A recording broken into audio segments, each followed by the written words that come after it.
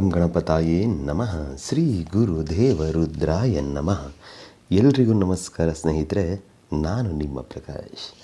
ಸ್ನೇಹಿತರೆ, ಇಂದು ನಾನು ನಿಮಗೆ ಒಂದು ಮಂತ್ರ ತಗೊಂಡು ಬಂದಿದ್ದೀನಿ. ಈ ಮಂತ್ರ ಏನಾದರೂ ನೀವು ಭುಜಪತ್ರೆಯ ಮೇಲೆ ಬರೆದು ನಿಮ್ಮ ತಲೆಯ ಹತ್ತಿರ ಇಟ್ಕೊಂಡು ಮಲ್ಕೊಂಡ್ರೆ ಸಾಕು, ನೀವು ಇಷ್ಟಪಟ್ಟವರು ನಿಮ್ಮ ವಶ ಆಗ್ತಾರೆ. ಅವರು ಯಾರೇ ಆಗಿರಲಿ, ಖಂಡಿತ ನಿಮಗೆ ವಶ ಆಗ್ತಾರೆ. ಯಾರೇ ಅಂತ ಅಂದ್ರೂ, ಅವ್ರು ಎಷ್ಟೇ ದೃಢ ಮನಸ್ಸಿದ್ರೂ, ಎಷ್ಟೇ ಹಠಮಾರಿತನ ಇದ್ರೂ ನಿಮಗೆ ಅವರು ವಶ ಆಗ್ತಾರೆ. ಅದು ಹೇಗೆ ಏನು ತಿಳಿಸ್ಕೊಡ್ತೀನಿ. ಅದಕ್ಕೂ ಮುಂಚೆ ನನ್ನ ಚಾನಲನ್ನು ಸಬ್ಸ್ಕ್ರೈಬ್ ಮಾಡಿಲ್ಲ ಅಂದರೆ ಸಬ್ಸ್ಕ್ರೈಬ್ ಮಾಡಿ, ಲೈಕ್ ಮಾಡಿ, ಶೇರ್ ಮಾಡಿ, ಹಾಗೆ ಬೆಲ್ ಐಕಾನ್ ಬಟನ್ ಪ್ರೆಸ್ ಮಾಡೋದನ್ನ ಮರಿಬೇಡಿ.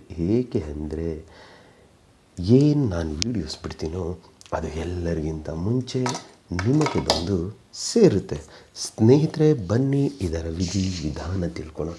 ಮೊದಲಿಗೆ ನೀವು ಯಾರಿಗೋಸ್ಕರ ತುಂಬ ಪ್ರಯತ್ನಗಳನ್ನ ಪಟ್ಟಿದ್ದೀರೋ, ಅವರ ಹಿಂದೆ ಹೋಗಿ ಹೋಗಿ ಸಾಕಾಗಿದೆಯೋ, ಎಷ್ಟೇ ನೀವು ಪ್ರಯತ್ನ ಪಟ್ಟರು, ಎಷ್ಟೇ ಮೆಸೇಜ್ ಮಾಡಿದ್ರು, ಎಷ್ಟೇ ಮಾತನಾಡಿದರೂ ನಿಮಗೆ ಅವರು ರೆಸ್ಪಾನ್ಸ್ ಕೊಡ್ತಾ ಇಲ್ಲ ಅಂತ ಅಂದರೆ, ಮೊದಲಿಗೆ ಶುಕ್ರವಾರದ ದಿನ ಒಂದು ಭುಜಪತ್ರೆಯನ್ನು ತನ್ನಿ, ಹಾಗೆ ಅವರ ಫೋಟೋವನ್ನು ಕಲೆಕ್ಟ್ ಮಾಡಿ ಶುಕ್ರವಾರದ ರಾತ್ರಿ ಭುಜಪತ್ರೆಯ ಮೇಲೆ, ಇವಾಗ ನಾನು ನಿಮಗೆ ಒಂದು ಮಂತ್ರವನ್ನು ಕೊಡ್ತೀನಿ. ಈ ಮಂತ್ರವನ್ನು ನೀವು ಅದರ ಮೇಲೆ ಬರೀಬೇಕಾಗುತ್ತೆ. ಬರೆದು ಅದರ ಕೆಳಗಡೆ ಅವರ ಹೆಸರನ್ನು ಬರೆದು ಪ್ಲಸ್ ಚಿಹ್ನೆ ಹಾಕಿ ನಿಮ್ಮ ಹೆಸರನ್ನು ಬರೆಯಬೇಕಾಗುತ್ತೆ.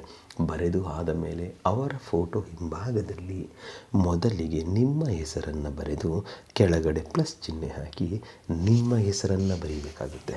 ಬರೆದು ಭುಜಪತ್ರೆ ಮತ್ತು ಫೋಟೋ ಎರಡನ್ನು ನಿಮ್ಮ ಬಲಗೈಯಲ್ಲಿ ಮುಷ್ಟಿ ಗಟ್ಟಿ ಮಾಡಿ ಹಿಡಿದುಕೊಂಡು ಉತ್ತರ ದಿಕ್ಕಿಗೆ ಮುಖ ಮಾಡಿ ಕುಳಿತು, ಇವಾಗ ನಾನು ಏನು ಮಂತ್ರ ಕೊಡ್ತೀನೋ ಈ ಮಂತ್ರನ, ಅಂದರೆ ಭುಜಪತ್ರೆಯ ಮೇಲೆ ಏನು ಬರೆದಿರ್ತೀರೋ ಆ ಮಂತ್ರನ 108 ಸಾರಿ ಪಠನೆ ಮಾಡಬೇಕಾಗುತ್ತೆ.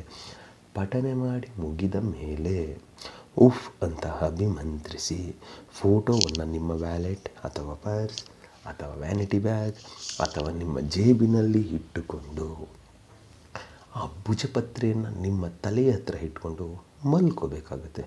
ಇಷ್ಟು ಕ್ರಿಯೆ ನೀವು ಮಾಡಿದ್ದೇ ಆದಲ್ಲಿ ಅವರು ಎಂತಹವರೇ ಆಗಿದ್ದರೂ ಸರಿ, ನಿಮಗೆ ಆ ಕ್ರಿಯೆ ಮಾಡಿದ 24 ಗಂಟೆಯ ಒಳಗಡೆ ಅವರ ಕಡೆಯಿಂದ ನಿಮಗೆ ರಿಸಲ್ಟ್ ಸಿಗುತ್ತೆ, ಬಂದೇ ಬರುತ್ತೆ.